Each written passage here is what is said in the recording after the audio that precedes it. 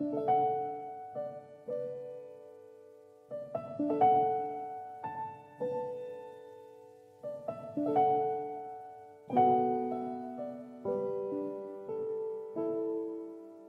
আমার জীবনে একাই চলেছি।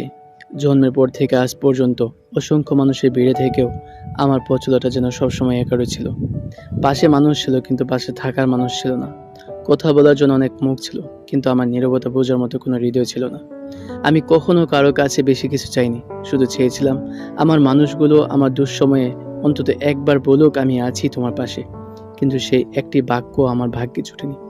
সুখের সময় মানুষ আমাকে ঘিরে রেখেছিল, আমার হাসির শব্দে অনেকে নিজেদের আনন্দ খুঁজে পেয়েছিল।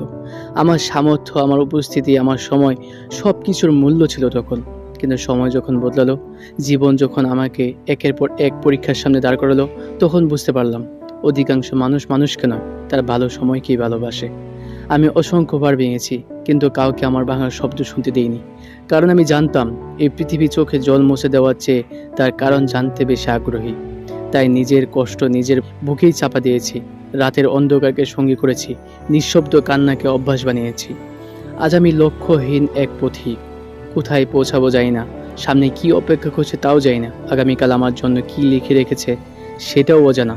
তবুও থেমে নেই, কারণ আমার বিশ্বাস যে মানুষ শেষ নিঃশ্বাস পর্যন্ত লড়াই করে সে পরাজিত হলেও পরিতৃপ্ত হয় না। আমি শেষ পর্যন্ত লড়ব, ভেঙে পড়ব, তবুও হার মানব না, আমি লড়েই যাব। জীবনে অনেক মানুষকে নিজের চেয়েও বেশি ভালোবেসেছি, নিজের সুখ বিসর্জন দিয়ে তাদের মুখে হাসি দেখতে চেয়েছি, নিজের প্রয়োজন ভুলে তাদের প্রয়োজন পূরণ করেছি, নিজের সময়, নিজের অনুভূতি, নিজের স্বপ্ন সব কিছু নিঃস্বার্থভাবে বিলিয়ে দিয়েছি। কিন্তু যাদের বুকের ভেতর আগলে রেখেছিলাম তারাই আমার হৃদয়টাকে সবচেয়ে বেশি ক্ষতবিক্ষত করেছে। যাদের জন্য রাত জেগেছি তারাই আমার অন্ধকার রাতের কারণ হয়েছে। যাদের আপন ভেবেছি তারাই আমাকে সবচেয়ে বেশি পর করেছে। অদ্ভুত বিষয় হলো, এত কষ্ট পাওয়ার পরও আমি তাদের দিকেই বারবার ফিরে গেছি। হয়তো ভালোবাসা মানুষকে অন্ধ করে দেয়, হয়তো হৃদয় যুক্তির ভাষা বোঝে না, তাই প্রতিবার ভেবেছি এবার হয়তো তারা বুঝবে, এবার হয়তো তারা আমার মূল্য উপলব্ধি করবে। কিন্তু প্রতিবারই ফিরে এসেছে আরও কিছু নতুন ক্ষত নিয়ে। এক সময় বুঝলাম কিছু মানুষ তোমার ভালোবাসার যোগ্য নয়, তারা শুধু তোমার ভালোবাসা গ্রহণ করতে জানে, প্রতিদান দিতে জানে না। তারা তোমার উপস্থিতিকে স্বাভাবিক ধরে নেয়, যতদিন তুমি থাকবে ততদিন তোমার মূল্য থাকবে না। আর যেদিন তুমি সরে যাবে সেদিন হয়তো তারা বুঝবে কি হারিয়েছে, কিন্তু তখন আর ফিরে আসার ইচ্ছা থাকবে না। আমার জীবনের সবচেয়ে বড় আফসোস এই নয় যে মানুষ আমাকে কষ্ট দিয়েছে, আফসোস এই যে আমি ভুল মানুষদের জন্য নিজের হৃদয়ের সব দরজা খুলে দিয়েছিলাম। যাদের বিশ্বাস করেছি তারাই বিশ্বাস ভেঙেছে, যাদের সম্মান দিয়েছি তারাই আমার অনুভূতির মর্যাদা রাখেনি। আজ আর অভিযোগ নেই, কারণ অভিযোগও তো তার কাছেই করা যায় যে শুনতে চায়। আমি শুধু নীরবে সব কিছু মেনে নিতে শিখেছি, হাসতে শিখেছি, নিজের ভেতরের ঝড় লুকিয়ে রাখতে শিখেছি।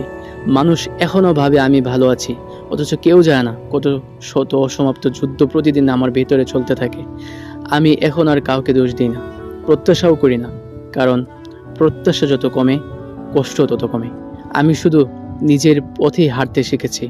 একা এসেছি, একাই চলছি, হয়তো একাই চলে যাব।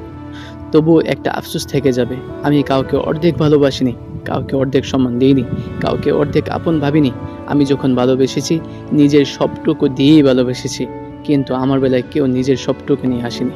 হয়তো এই পৃথিবীতে আমার গল্পটা খুব সাধারণ, লক্ষ মানুষের ভিড়ে আরেকটি নীরব গল্প, কিন্তু আমার কাছে এটাই আমার পুরো জীবন। আমি শুধু দিয়ে গেছি, সময় দিয়েছি, ভালোবাসা দিয়েছি, বিশ্বাস দিয়েছি, নিজের অস্তিত্ব পর্যন্ত সমস্ত সব কিছু বিলিয়ে দিয়েছি। বিনিময়ে যা পেয়েছি তা হলো নীরবতা, অবহেলা, ভুলে যাওয়া আর কিছু গভীর ক্ষত। তবুও আমি থামবো না। যেদিন আমার শেষ নিঃশ্বাস পড়বে সেদিনও আমি এটাই বলতে চাই, আমি হেরে যাইনি। আমি শুধু আমার সমস্ত ভালোবাসা ভুল মানুষের কাছে বিলিয়ে দিয়েছিলাম, আর সেই ভুলের মূল্য দিয়েই পুরো জীবনটা পার করে দিলাম।